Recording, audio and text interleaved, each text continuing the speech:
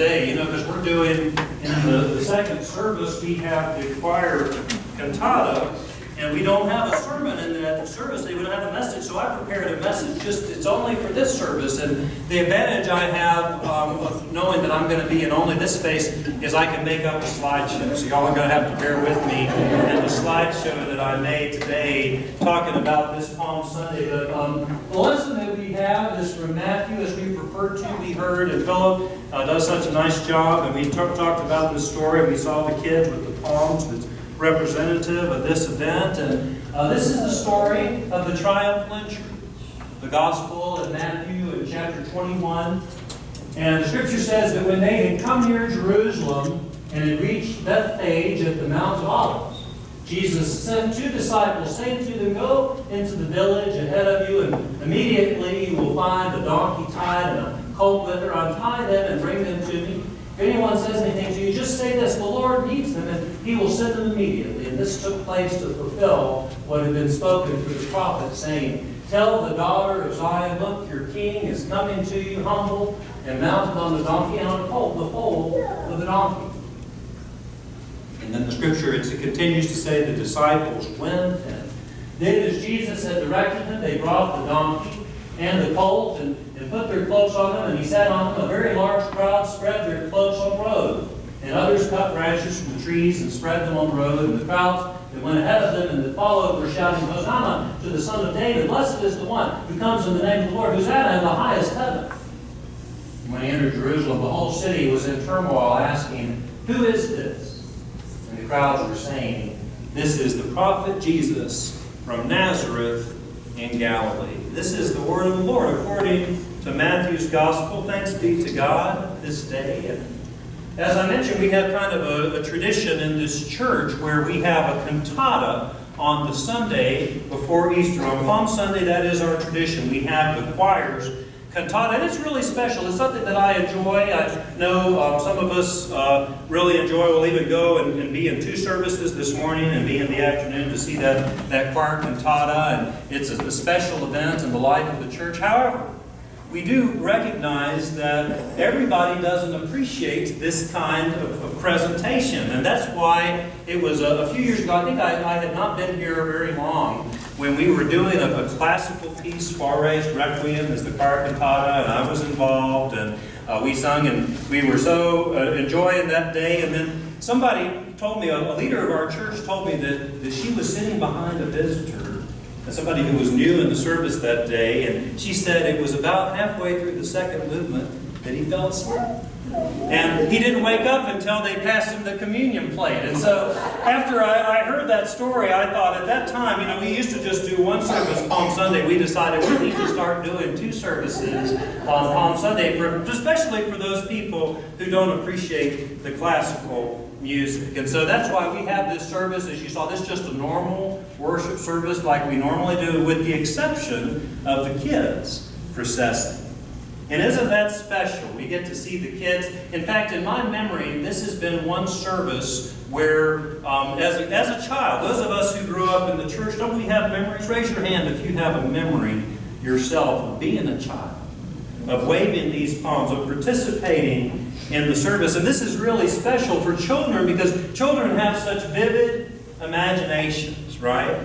And it reminds me of a joke about the little boy. He was 5 years old, little boy named Johnny, and he had to stay home. He had a fever that day, and so he had to stay home with his grandmother from church that day like he would never do. And then when his family came home from church, they all had palm branches with them, and he said, "What is all that about?" And his father explained, he said, "The children wave the palm branches to welcome Jesus. They wave him as Jesus enters into the space." And the little boy said, "Oh, isn't that always the way? The one Sunday that I'm not there and he shows up." But this is the idea that we are welcoming Jesus. That's what this is all about. The fact is that Palm Sunday is, well, I have slides. Happiness is singing in the choir, right? Children at Palm Sunday. And the point of this Palm Sunday is we get to welcome Jesus into this space. It works on our imagination, doesn't it? In fact, the palms refer to, we saw in the lesson that we had today from Matthew, they don't talk about palm branches, they just talk about leaf branches. But it's in John's Gospel that they talk about palm branches. And they talk about how they would wave these branches. It's kind of like, I think of it kind of like the poor man's red carpet, right? They wave the branches and they lay them down, and that was a custom back in Roman times to say you were welcoming the conquering king. And so that was part of something, that was where this Palm Sunday imagery came from. And of course, Philip was so good about talking because, and telling us about what this event meant. He came in response to the prophecy from Zechariah. He had to be mounted on a donkey. This was a symbol that he was the king that was promised. The people had seen Jesus and his miracles and raising Lazarus from the dead. They saw the signs.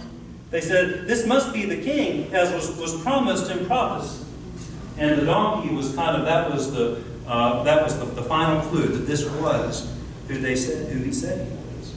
This was the king of prophecy coming in, and they were shouting, Hosanna, which means, please save us. Please save us, King. We know that you're the king. Of course, the irony is that it was these very same crowds that were shouting, please save us, that are shouting, welcome to the King of Kings, that by the end of the week were shouting, crucify him.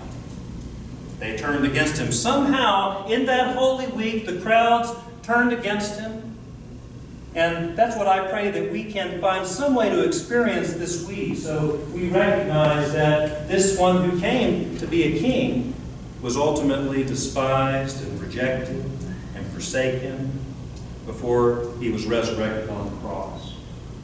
Remember, it was on Monday that Jesus came. He comes in this triumphal entry, and then on Monday, he goes into the temple. Do you remember what he does? This is an image. He takes that whip of cords and he drives the money changers out of the temple.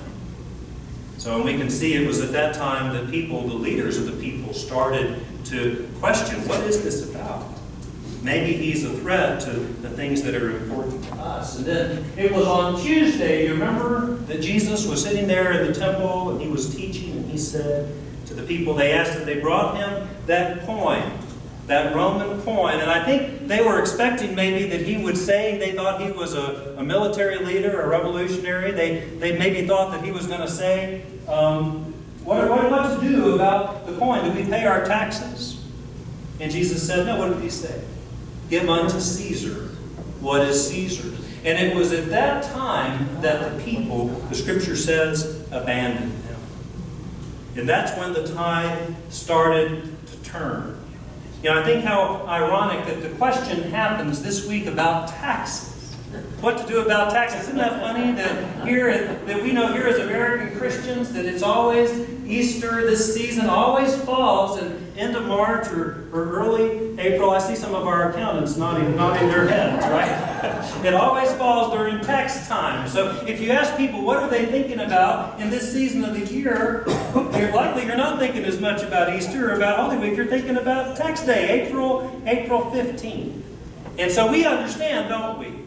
When Jesus comes and he says you got to pay your taxes, then I think we can kind of sympathize with these people. You mean this guy wants us to pay our taxes? Then let's nail him to the cross. And that's basically what happened.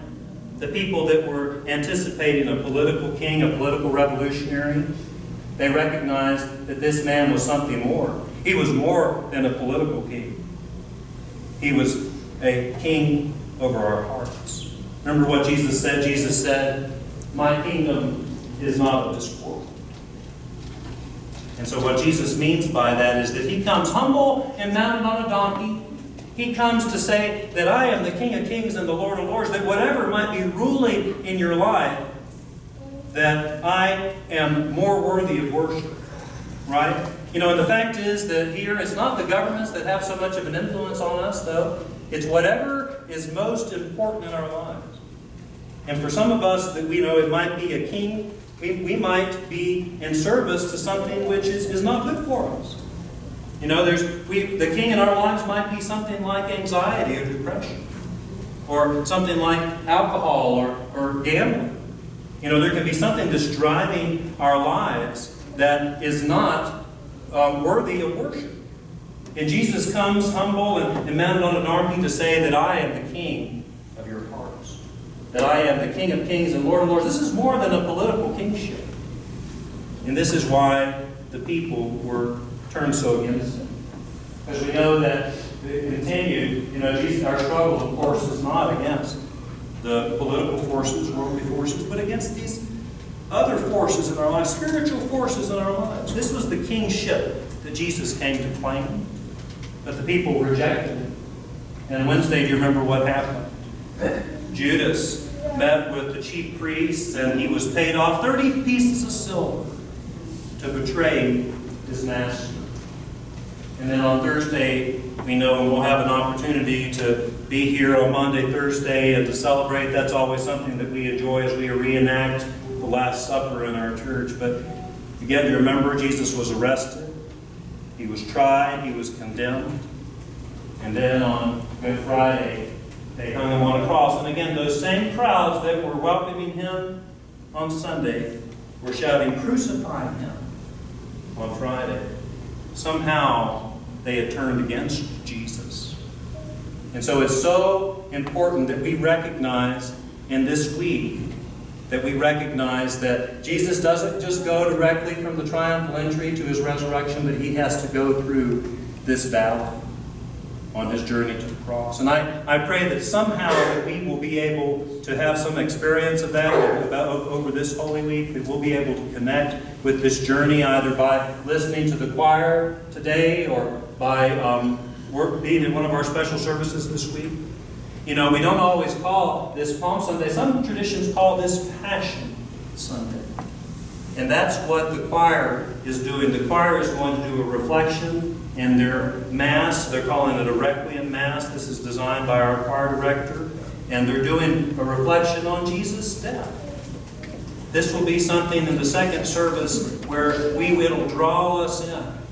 It'll draw us into the pathos of this event. And even if you don't like classical music, this is a chance that you can touch on the difficulty of this week. And that's my job. I know a lot of people won't be here for this second service. I know a lot of people won't be here Monday, Thursday, or Good Friday. But the job of the preacher is to make sure that we don't go from Palm Sunday to Easter Sunday without going with Jesus on that journey toward the cross.